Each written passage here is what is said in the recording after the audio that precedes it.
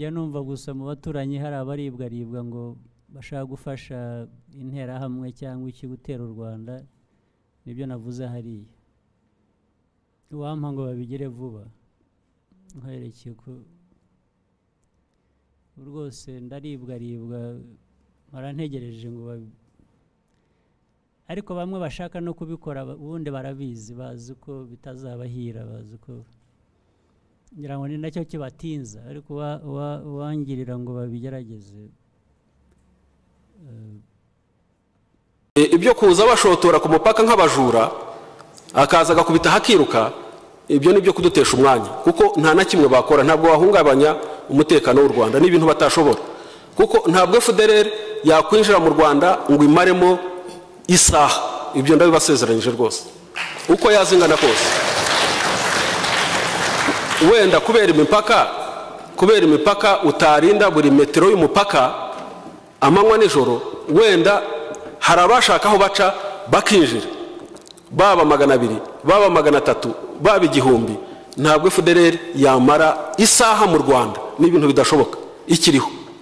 2009 nari hano kuri uyu musozi wa Rubavu mu kwezi kwa kabiri, nari kuri uyu musozi wa Rubavu hariya hari eta major ya division y'aba ba commanders. Mbona nomero y'uwo ntawunguka Pacifique kuri satphone, yari afite satphone, ndamuhamagara. Pacifique niwo Omega tinigi, twavugana ati twavugana, aturinde ni General James Kabarebe atambo.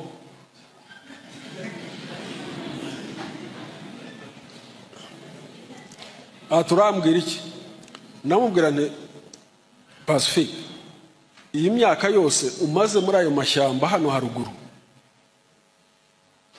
n'intambara tumaze kurwana namwe, n'imbaraga mumaze gutakaza zitagira ingano,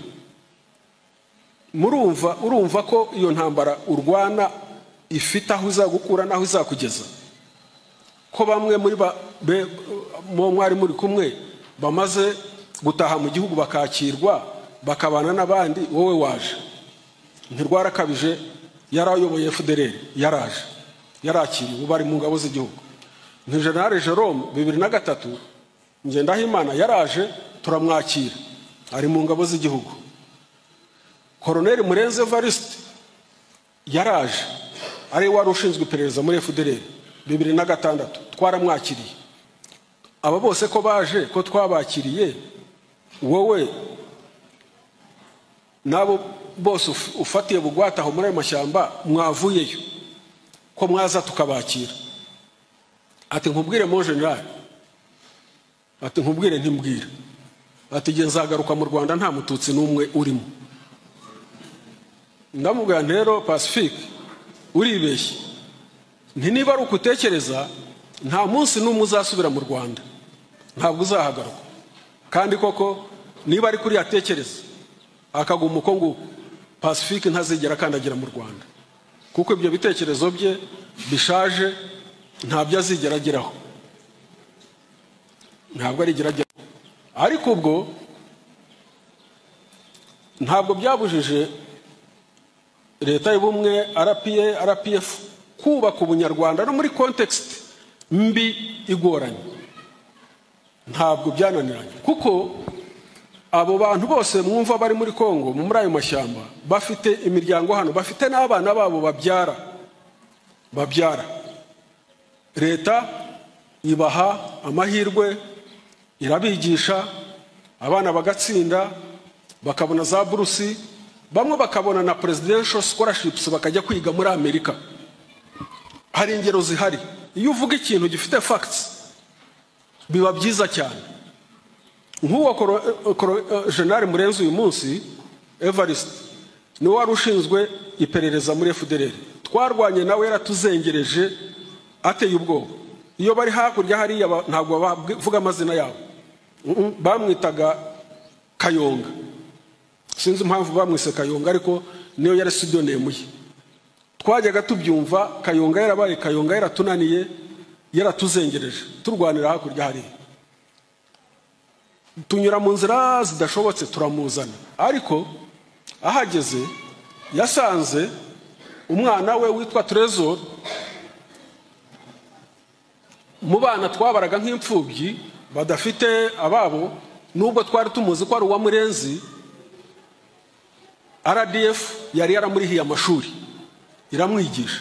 Ise ari hariya muri Kongo turwana, ari muri FDLR, umwana ingabo z'igihugu zimurihira amashuri. Trezor Mukiza tumurihira amashuri, aba umunyabwenge yarangije senior 6, aba mu bambere mu gihugu.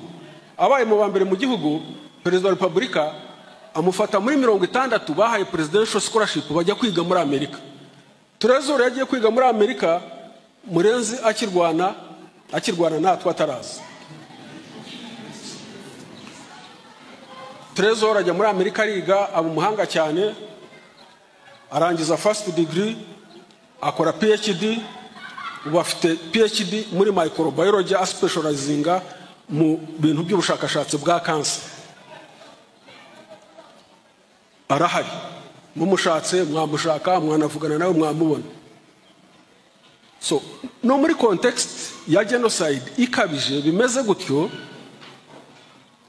kubera nababwiye ko RPF yatangiye kuri foundation ya Ndi Umunyarwanda, ntabwo yigeze itakaza vision, ntabwo yigeze iva ku murongo wayo kubera habaye genocide. Niyo mpamvu uwo mugabo abana be bigaga, Jerome Ngendahimana wayoboraga division ya kabiri ya FDLR yo mu majyepfo mu 2001 mu kwezi kwa gatanu barateye abacengezi, nabwo bwa nyuma batera bakuzurira na hano muri Musanze na Rubavu, tukabatsinda bagasubirayo. General Ngendahimana yari afite division ya kabiri agomba kunyura epfo muri Nyungwe, akoresha Burundi akanyura epfo muri Nyungwe, biramunanira. Ariko twaje nawe gukoresha inzira zose zishoboka tumukurayo. Avayo asanga abana be twarabigishije, twabashyize mu mashuri, RDF barihira. Ubu mukobwa we ni umupilote muri Canada, urumva. So ibi ni bimenyetso bigaragaza ko iyo umuntu afite mu mutwe hazima na tools of analysis nzima, ukamenya gutandukanya ikibi n'ikitari ikibi, ukamenya ko se w'umwana ashobora gukora ibyo ariko umwana ari innocent kandi ari victim, therefore adakwiye kuryozwa ibyo umubyeyi we akora. Ariko kugera kuri iyo level of thinking y'imitekerereze, nuko nyine ubuha agaciro ubunyarwanda, nuko ubuha agaciro ubunyarwanda. 94 urugamba rwarangiye itariki 4 z'ukwa karindwi 94. Urugamba rurangiye abantu barahunze, baragiye, ariko so bihungishije, bahungishijwe n'ingabo n'intera hamwe n'iki byose, barahunga babifashijwemo n'inyigisho bahabwaga n'abafaransa muri doctrine yabo ya scorched earth policy. Bayaprainze muri Indonesia, bayaprainze muri Algeria, kuvuga ngo ni mutsindwa mutware buri kintu cyose, ababatsinze batagira icyo basanga. Nuko abaturage baje kujya muri za Mugunga, za Kibumba, Katare, Kahindo, Kashusha, Kamanyora, yo hose mu nkambi zari zikikije u Rwanda hano. Nuko nguko baje kugenda. Ariko ingabo zose zahunze, hari zitarahunze, hari 1500. 1500 zitagize gute, zitahunze. Murabona ibikomere byari bihari 94. Intumbi zari zuzuye ahantu hose, aho wacaga hose intumbi. Abari abasirikare bacu imiryango yabo yashize, basanze nta numwe uhari. Ariko 1500 bafashwe. Kugira ngo ugire umutima nama wo gufata icyo 1500 ukigaburire, ugifata ukijyane muri centre kukigisha, kuko 800 bajyanywe Gako, 700 bajyanira ubona mu majyepfo. Mu mezi 2 baratrainingwa barigishwa, barangije baraza buri umwe aba integrated muri RPA kuranka ye n'akazi kajyanye na grade abenshi bari bafite amagrade manini baratuyobora, turayoboka dutera amasaruti. Ba bantu batwicaga ni mugoroba baba integrated, abandi basirikare muri za batayo baba integrated muri za batayo. Wa mukobwa nababwiye rukotana, wa wundi bajombye igiti, musaza we yitwa Colonel Karemera. Colonel Karemera ni kamanda wa batayo icyo gihe 94. Okay, umuhaye baba basirikare ba FARC umaze gufata, turabintegratinze ubashyize muri batayo ye ngo abane nabo bayobore abagaburire urwaya muvuzi, kandi bigakorwa. Erega bituba tuvuga ni facts, ni ibintu bihari. Rukotana yarahari nuko yapfuye, abamwishe ni FARC twarwanaga, FARC twatsinze irahari, yabaye integrated muri RPA. Karemera arahari, yarabayoboye. Uyobora utabantu bakoreye mushiki wawe ibyo ngibyo. Uwo mutima uva hehe? Uwo mutima uva mu nyigisho z'igihe kirekire za His Excellence ayobora urugamba. Buri gihe atubwira ati RPA niwo musinge tuzubakiraho iki gihugu. Ntabwo dukwiye gukora nk'ibyo bariya turwanya bakora. Dukoze nk'ibyo bakora nta mpamvu twaba dufite yo kurwana, byatuma tubireka. Uwo mutima rero wubatswemo mu Nkotanyi niwe watumye igihugu cyongera kuba igihugu, kirasanwa, kirubakwa, cyubakira ku ndi umunyarwanda, tutirengagije ibikomere byari bihari. Kandi 94 se hari iki? Nta institution yari ihari.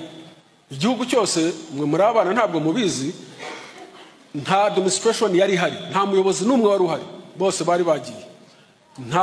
Nta ngabo zindi zari zihari uretse RPA, nta polisi yari ihari yo kubungabunga iki, nta justice yari ihari. Ni ukuvuga ko institution yonyine yari ihari ni structure ya RPF, ni RPA, ni Inkotanyi. Bariya tuvuga bafashwe bakajyanwa muri Gacaca, muri za prisons 1,900,000. Bafashwe nandese ko ari nta wundi wari uhari wo kubafata ngo abajyane muri prison, akorane na HCR na Croix Rouge bazana ibiryo kugeza aho abantu bazagira muri za Gacaca. Nta RPA niyo yabafataga, kwitabishe ko yabahaye amahirwe yo kunyura muri Gacaca, abandi no kubabarirwa. Iryo niryo tandukaniro hagati y'aba elitist binjije navuze baza 50, 60, 70, 80, 90 bayoboye u Rwanda. Niyo tandukaniro y'imitekerereze yabo n'imitekerereze ya RPA yo guhindura ayo mateka yose. Barahari benshi cyane, nk'ubwo iyo tuvuga abo 1,500 baba integrated, barahari n'abayobozi benshi. Minisitiri w'ingabo uyu munsi General Major Albert Murasira yari muri abo ngabo. Njya museka, hari story njya mwibutsa tukayiseka, kubera ko bari bakimara kuba integrated. Noneho haba itariki ya mbere y'ukwa mbere 95, abantu bari bamenyereye ngo buri mwaka uko utangiye ngo abasirikare barasa umwaka, popo amasasu hejuru, mujya mubumva hakurya hangaha ngira ngo barabikora. Noneho icyo gihe abantu barasa amasasu. Perezida His Excellence biramubabaza cyane, igihugu kivuye muri jenoside, amasasu yaracecetse, abantu barimo bararasa amasasu avuga ati ni ubucucu ntashobora kwihanganira, atudiporoyinga gufata abarashe. Urumva icyo gihe nari kamanda wa Republican Guard, turagenda turabatoragura n'uwo murasira tumutoraguramo kandi yaraye abaye integrated atarabona n'imbunda. Noneho tubajyana ka Kigali, His Excellency abasangayo n'umujinya mwinshi cyane, bose abamereye nabi, abakubita amakofi, abagira gute, mwabajinga mwe murarasa muri iki gihugu kimeze gutya, murarasa. Agera kuri murasira atafande jewe ndex farina nibwo nkiba integrated, nta n'imbunda ndagira. Aramubwira ati we mujinga urambwira exfar, ati uri ingabo y'igihugu ntabwo uri exfar, wa mujinga. Aturi kimwe n'aba bandi bose, aturi kimwe n'aba bandi bose, uri ingabo y'igihugu ntabwo uri exfar. Iryo jambo sizagibagirwa. Ariko nanjye ubwo nari negereye His Excellency, ndiho mwongorera ntugu ni exfar ashobora kuba atarashe, yaranyishe nditaza nanjye. Kuko kuri we niba wabaye integrated uri ingabo y'igihugu, niba ingabo z'igihugu zarashe ibizireba n'ibyaha zakoze nawe wabikoze, mwese muri kimwe, ntawe bitandukanye. Ibi byose tuvuga ari ibintu biri factual bihari, muzabaze murasira. Ubwo ariko tuvuye aho ngaho, mu minsi mike integration itangiye, His Excellency yashaka abantu bakora mu biro bya Vice President Minister w'ingabo, tumuporopoza murasira gukora muri planning. Ati yize iki? Ati tutiyize imibare, kandi yayigishaga no muri university, ari suriye tunawafari. Atoke atuone mumuzani, kuko we icyo abona ubwo arabona quality, aramuzana mushinga planning mu ngabo z'igihugu. Amushizwe planning, buriya abasirikare uko nibuka neza, bariya abasirikare urubyiruko rwose rwagiye kwiga mu Buhinde, bakaza aribo ba mbere bazi ibintu bya IT na technology. Ni murasira wabakoreye selection, niwo wabahaye interview, kuko niwo washoboraga gusetinga imibare, physics n'ibiki byose, kugira ngo abakosore avuga ati nibo batsinze bajye muri buruse mu Buhinde. So murabona akamaro k'imyumvire myiza, kuko uwo nguwo iyo tumwica se ngo next far ari umunyamibare gutyo, ninde wari kubahombye? Ni igihugu cyari kuba gihombye. Niwo munyarwanda nk'uwo igihugu kiba gikeneye. Ariko context twarimo ntitukayibagirwe, yari mbi cyane, ibikomere byari bihari, abantu bapfuye, abakomeretse, ntabwo byari byoroshye. Kuba rero u Rwanda rwarikuye hariya, kuba u Rwanda rwarikuye ku 94 tukaba tugeze aho tugeze, uwavuga ko yabisubiza inyuma yaba yibeshya, kuko twashoboraga guhera hariya.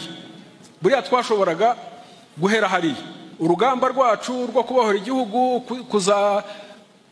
kigira igihugu cy'umunyarwanda umwe utera imbere, ubanye neza n'undi, urugamba rwari kurangirira hariya muri jenoside, natwe tuba nk'abariya bandi. Ariko kuba twarahavuye tukaba tugeze aho tugeze, ntawunguka bavuga ubusa, ntaho bazageza igihugu, ntaho bakishoboye gukandira, ntaho bakandira na gato. Ni ukuvuga ko the foundation, the base tumaze kubaka, nubwo hakiri ibisigisigi bya genocide ideology n'iki byose ingengabitekerezo, ibyo ngibyo ni aftermath, ni last stage ya genocide ibaho ikanatinda. Noneho iturukana muri ayo mateka hari abatazava ku izima, ariko kuvuga ngo hari uwarivasinga iyi trend turiho y'iterambere y'ubumwe bw'abanyarwanda bwubakiye kuri ndi umunyarwanda, nta wabishobora, nta nubwo byakunda, ntabwo byashoboka. 94 hafashwe 95 96 hafashwe icyemezo cyo gucyura abanyarwanda. Izi mpunzi zose zari hakurya, UN yanze, UNHCR ibibonamo profit kubera igabura, kubera iki. Buriya iyo abantu bahunze buriya beneficiaries ntibagira ingano. Buriya hari imiryango yifuza ko abantu bahunga, ikifuza ngo abantu bahunge kugira ngo indege zabo zibone akazi byo gusapurayinga, abacuruza fuel babona akazi, indege, abagurisha za biscuits zizajya gutangwa mu mpunzi, aba parte jaune, iki byose umwanda wose bashyira impunzi. Nkanswe noneho impunzi 3 miliyoni zari hakurya ahangaha.